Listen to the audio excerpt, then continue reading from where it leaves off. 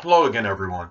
Edwin Learnard back once again. In this YouTube NFL prediction segment, I'm going to be giving you my picks and analysis for Week 15 of the 2017 NFL season. Now, anyway, first game up, I'm going to take the Indianapolis Colts over the Denver Broncos. Indy is at home.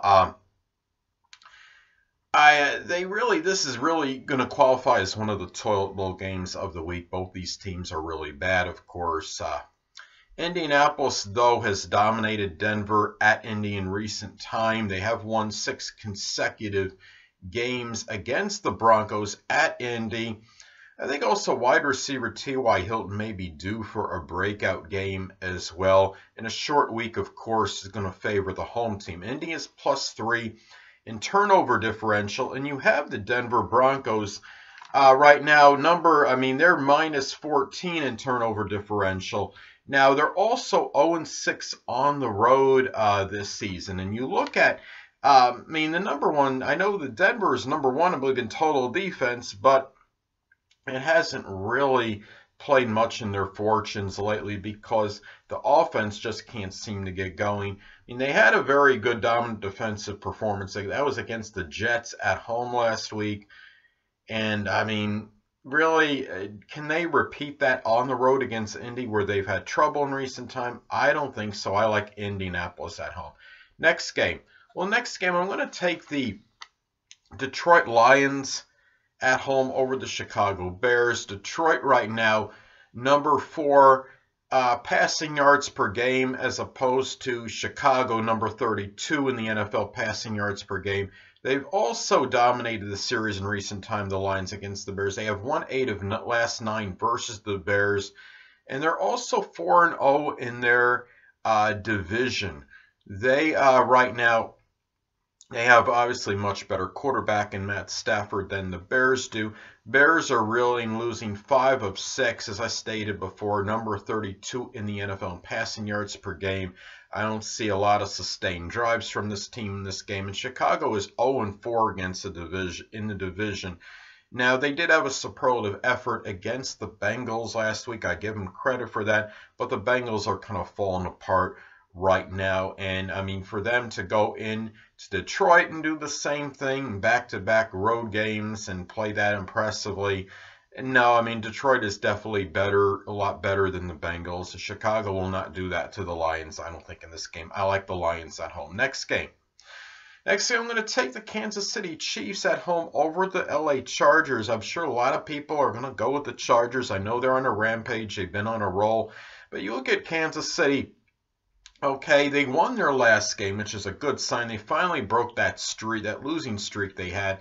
And in the last 2 games, they've amassed over 880 total offensive yards. I think the offense is finding their cohesion. I'm sure Alex Smith is taking more chances downfield, and that's going to help them immensely in this game, I believe. Now, they've also, in the last 2 games, also scored 64 points now. And they're also 4-2 at home this season. The Chargers, however, they have won 4 consecutive games. They've scored 131 points. In that time, people are looking at the Chargers as one of the more dangerous teams right now, and deservingly so. However, streaks do have to come to an end at some point. They are going to be on the road against the Chiefs. I think the Chiefs are starting to find what they had at the beginning of the season when they started like 5-0. They've also lost, the Chargers have lost 7 consecutive games to the Chiefs. I believe it's going to be 8. Chiefs have had their way with the Chargers in recent time. I think they'll have their way again. I like the Chiefs at home. Next game, I'm going to take the Buffalo Bills at home to beat the Miami Dolphins. Now, Buffalo is 5-2 at home this season. They have won 4 of their last 5 against the Dolphins at home. Their offense, Buffalo's offense and Miami's, neither one has been great. Buffalo, their offense, as far as scoring offense, is a little bit better than Miami's right now. Buffalo's averaging 18.5 points scored per game. Miami just a tad under at 18.2. Now, but however, Miami is just number 28 in total offense. I think Buffalo will be able to have a better time of possession in this game, control the ball more. Miami got their swagger with that win over the Patriots. Kudos to them. But could we maybe see some overconfidence in this game, some complacency due to the fact that they went out, they beat the Patriots? Now they got to go to Buffalo on the road. And the thing, too, is Jay Cutler had a really good game against the Patriots that last game, but he is sporadic and erratic. Can he do that in consecutive weeks and to do it not just at home, but to go on the road against the Buffalo Bills team, which, of course, like the Patriots, they have familiarity with in Buffalo. In this game, I do like them to win this one. Maybe close, but Buffalo will win it, I believe. So I like the Bills at home. Next game. I'm going to take the Baltimore Ravens on the road to defeat the Cleveland Browns. Baltimore, I joke about them as a ravenous defense back. Well, it didn't really show much last week. I mean, they gave up, I think, 38 points. The team, they lost 39-38, I believe, to the Pittsburgh Steelers. Pittsburgh last week, there was a valiant effort. They almost won the game, but Pittsburgh, of course, came back in the end and did them in. And Baltimore right now is number 1 in defensive interceptions in the league with 20. Their scoring defense is still very good, number 4 in the NFL. They've won 4 consecutive games against the Browns in 6 of the last 7. Cleveland, however, just can't win, period. They've lost 31 of their last 32, minus 21 turnover differential, and their 23 throwing interceptions leads the NFL, I believe. And also, they're only averaging about 15 points per game. They just can't score enough points to win these games. Baltimore will win this one. I like Baltimore. I mean, I see Baltimore winning this one on the road. And anyway, next game. Well, next game, I'm going to go with the Minnesota Vikings at home over the Cincinnati Bengals. Minnesota did lose a very tough game last week at Carolina. It could have gone either way, but Minnesota is 5-1 at home this season. They have not allowed many sacks. They're giving their quarterback a lot of protection. They're also, I mean, right now you look at Minnesota. They're number 8 rushing yards per game. That has really helped them immensely this season. And Cincinnati, on the other hand, I mean, they're allowing about 132 rushing yards per game. And, I mean, last week, Cincinnati was completely obliterated at home. That was a very demoralizing loss. And now they have to go on the road to face perhaps an incensed Minnesota team that comes off a loss, which, of course, ended their winning streak. Cincinnati right now is 0-2 this season in out-of-conference games, number 32 in total offense, and just 2-4 on the road this season. To me, they're also number 32 in time of possession. So really, they're not going to have many sustained drives. I don't think the offense has really been abysmal. They are just, I mean, this is a team right now. I mean, they're going to play. Pride is the only thing they can play for, and I don't know if that's going to be enough to even make this a competitive game. I like Minnesota in a decisive victory. I want to take the Vikings at home. Next game. Well, in this one, I like the New Orleans Saints at home over the New York Jets. The Saints are going to have three extra days to rest in this one. 5-1 at home this season. I mean, you're talking about a Saints team, which is not, I mean, just getting it done offensively. They become a much better defensive team. They're number 10 in passing yards allowed per game, and they're number 1 in total offense. The Jets lost their starting quarterback, Josh McCown, for the season. I mean, even if they had Josh McCown, I mean, Saints would obviously be a strong favorite in this one, given the Jets are just 1-5 on the road this season. And Jets have been competitive in most games, with the exception of the 2 they lost at Denver last week, and of course they were annihilated by Oakland earlier this season. Quarterback looks like it's going to be starting as Bryce Petty, and last week he was just 2 of 9. And I really don't know if he's going to be able to do that much going against a high-octane offense like the Saints. And the Jets are just going to have a hard time keeping up with the Saints in the scoring. The New Orleans Saints running game has improved vastly and dramatically as well. And being at home is just too much for the Jets to overcome. I like the Saints at home. Next game. Well, I'm going to take the Philadelphia Eagles on the road to defeat the New York Giants. Philadelphia, as many of you may know, lost Carson Wentz for the season, and Nick Foles likely is going to start at quarterback in his place. That being said, the way I look at it is that, I mean, you look at what Dallas did to the Giants last week. I know a lot of it was the fact that Dallas came on strong in the fourth quarter and just completely pulverized the Giants in that quarter. And people could say, well, the game was closer than the score indicated, but the Giants still got hammered and pulverized in that. And if you look at the Philadelphia Eagles, what I ask myself is, well, the Eagles, if they replace Carson Wentz with Nick Foles and Nick Foles plays, are they, with this team with Nick Foles constructed as they are they better, or are they at least the same as what the Dallas Cowboys are now as far as their caliber? And I think the answer is yes. So if Dallas goes in and beats the Giants, I think the Eagles can as well. Eagles are still number 1 in rushing yards allowed per game, and they're also number 2 in rushing yards per game at about 143 per game.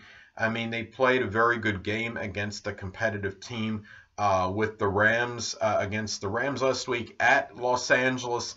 And now, Giants right now, I mean, I remember when I was talking about last week with the Giants and the Eagles, I felt the Eagles, Giants and the Cowboys last week, I thought the Giants would lose, but I thought they would have put up a more spirited effort. I was very disappointed in that game. I was thinking, oh, they'll be rejuvenated with Eli Manning back. Didn't work out that way. Giants number 32 in total D right now. I mean, they were manhandled last week by the Cowboys. They are not doing good in terms of rushing yards per game. They're only averaging about 15 points per game right now. They're one of the worst scoring offenses in the NFL. I don't know if they'll even get 14 in this game. And if they can't get 14 points, I don't think they could beat the Eagles. I'm going to take the Eagles on the road. Next game. I'm going to take the Washington Redskins at home over the Arizona Cardinals. There's really not much analysis in this particular game. Washington obviously has not met expectations. A lot of people thought they could make the playoffs this season. They've dropped 4 or 5. They have been decimated with injuries.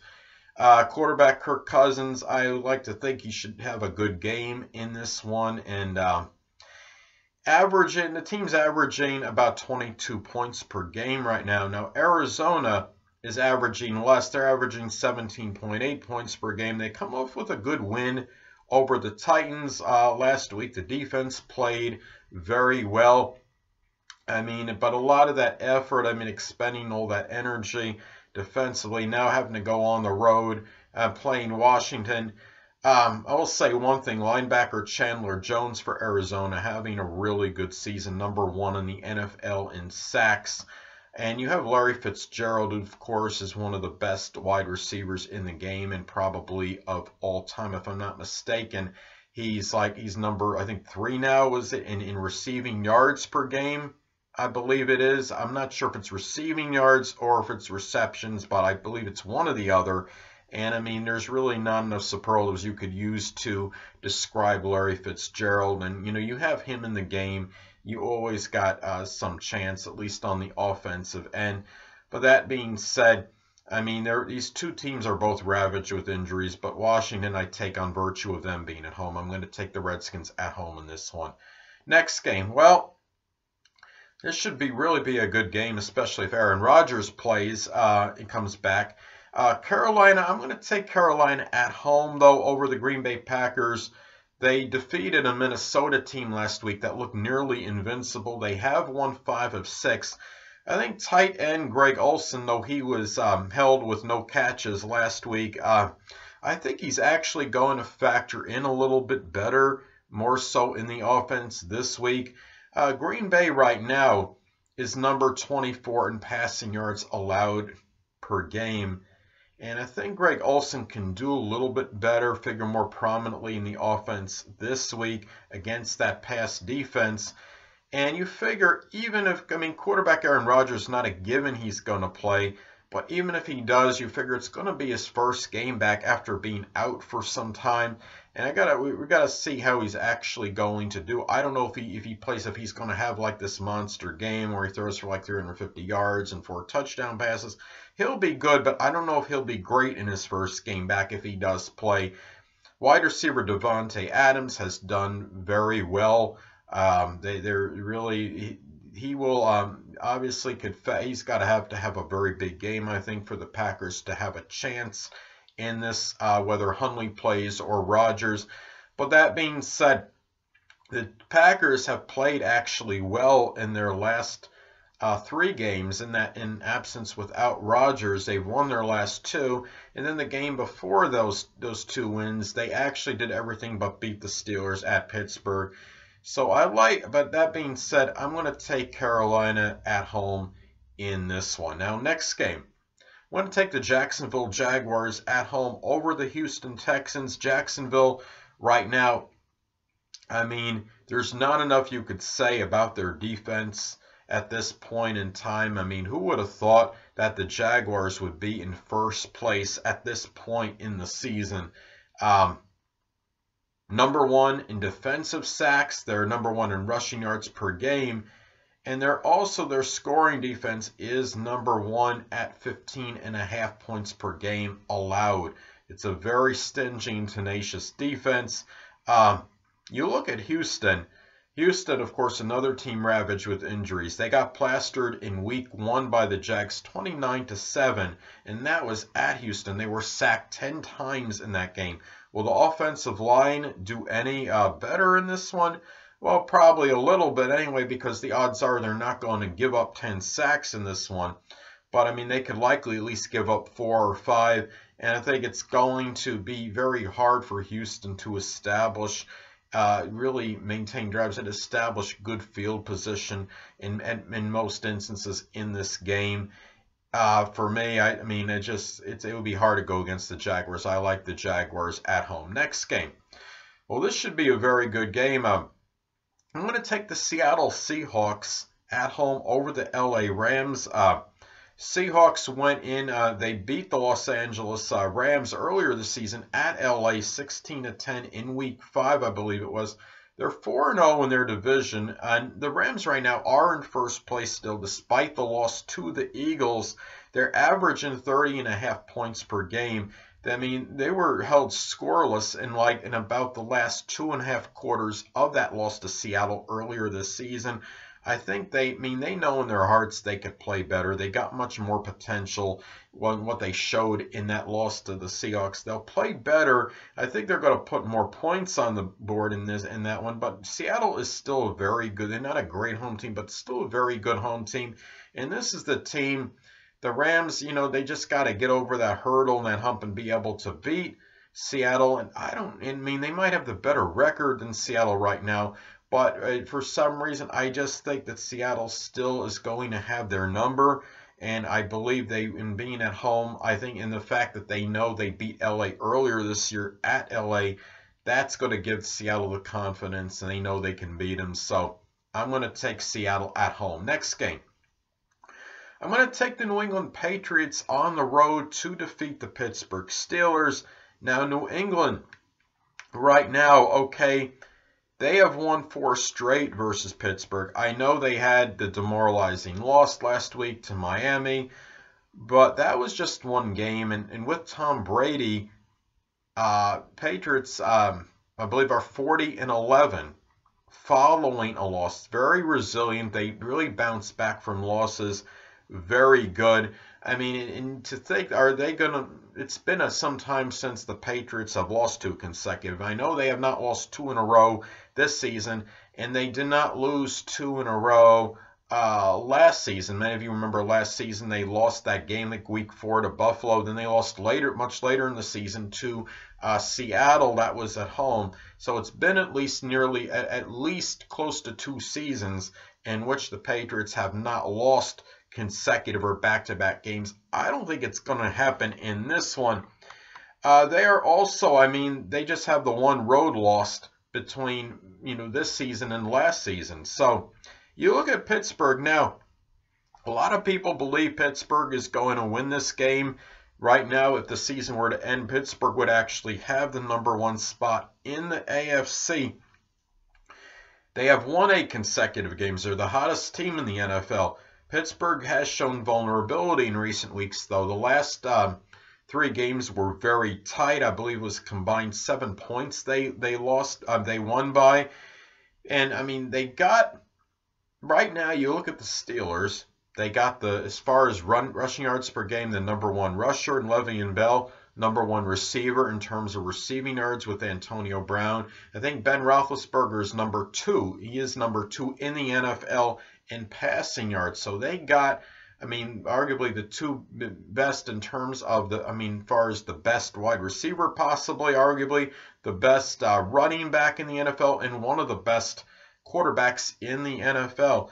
They could certainly get this job done. I would not be shocked if they won this game.